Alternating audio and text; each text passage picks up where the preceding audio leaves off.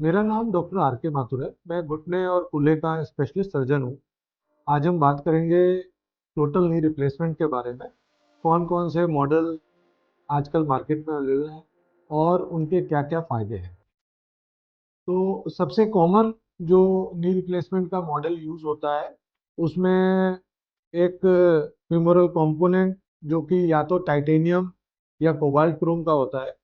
एक tibial tray होती है जो कि टाइटेनियम या कोबाल्ट क्रोम की होती है। इसी तरह बीच में एक प्लास्टिक होता है जो कि ultra high molecular weight polyethylene या फिर X3 पॉली का होता है।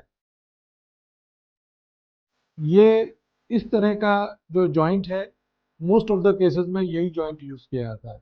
दूसरा एक और तरह का जॉइंट अवेलेबल होता है जिसमें ऊपर वाला पार्ट जो है वो मेटल का होता है। नीचे के जो दोनों पार्ट है उसकी जगह सिंगल पार्ट होता है, उसको हम लोग ऑल पॉली टीबिया कहते हैं।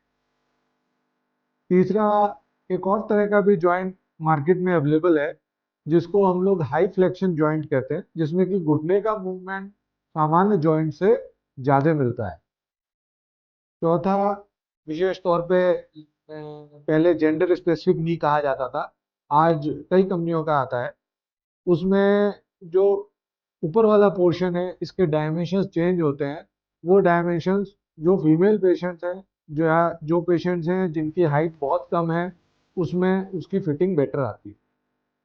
इसके बाद हमारे कुछ जॉइंट्स और भी अवेलेबल है मार्केट में जिनको हम लोग प्रीमियम नीज कहते हैं।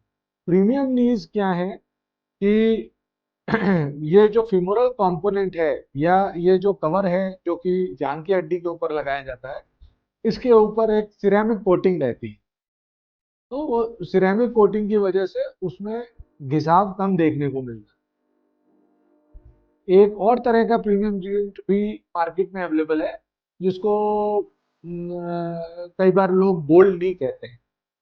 गोल्ड नी एक कॉमन भ्रांति है कि गोल्ड नी गोल्ड का बना होता है। ऐसा नहीं है।